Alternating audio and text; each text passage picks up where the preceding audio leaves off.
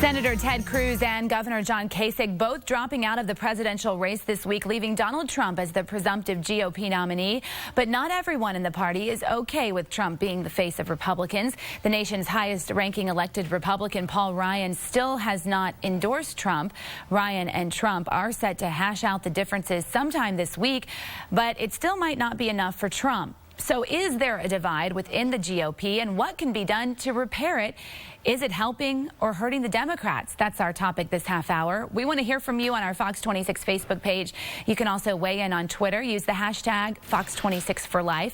Joining us live in the newsroom again is our panel led by our senior legal analyst, Chris Tritico, Democratic media consultant, Mustafa Tamiz, and Republican strategist and public policy analyst, Jackie Bally. All right, many people are saying, look, there isn't a divide within the GOP. This is just being manufactured. What do you say?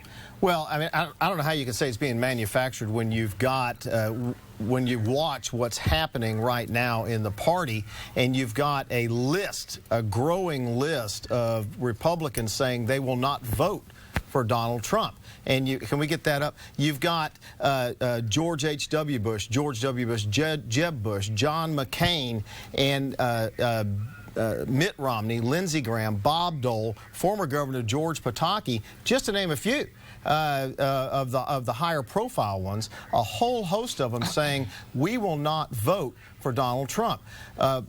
Ryan said, the Speaker of the House said, I'm not there yet and I'll meet with him. And Donald Trump, and this was the key phrase I thought when Donald Trump said, I'll meet with him, then we'll go our separate ways.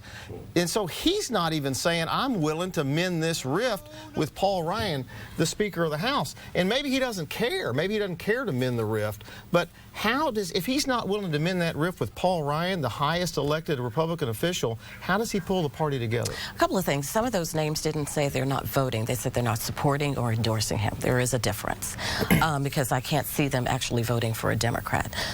Paul Ryan specifically said he's not ready to publicly do anything, and he said he wants to meet with him.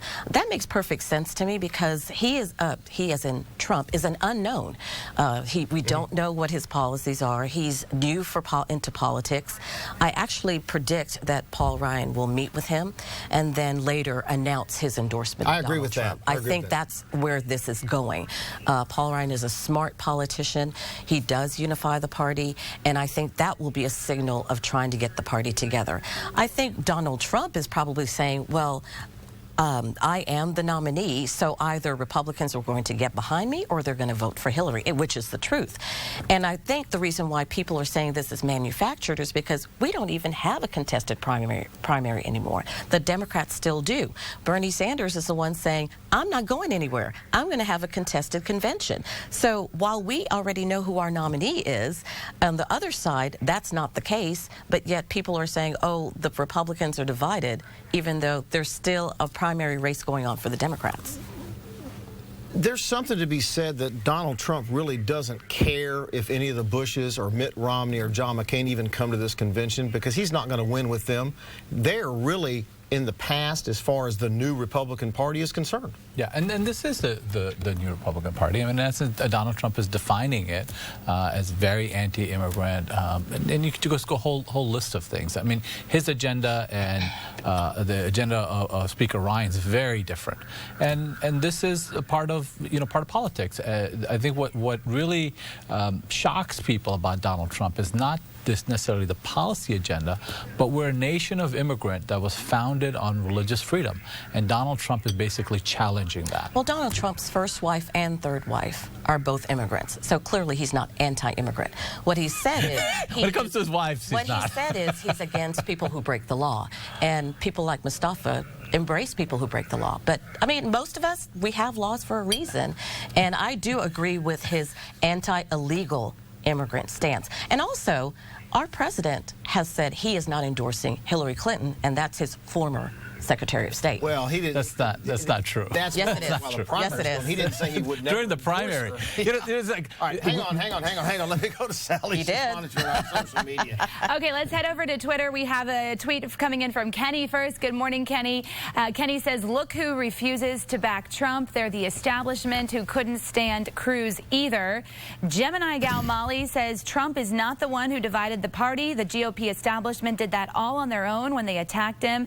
And What is Wally says the Republican Speaker of the House is not supporting the nominee. GOP is clearly divided when you don't support your own.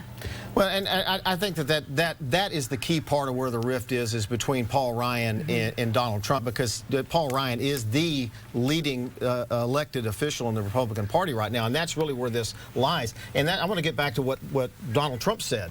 He said, I will meet with him, then we'll go our separate ways. And he's just really thumbing his nose at Paul Ryan. I don't care what you think. I don't care what you... And he said earlier, well, if he said earlier he's going to come in line my way, or I don't care. If he was thumbing his nose, he wouldn't meet with him.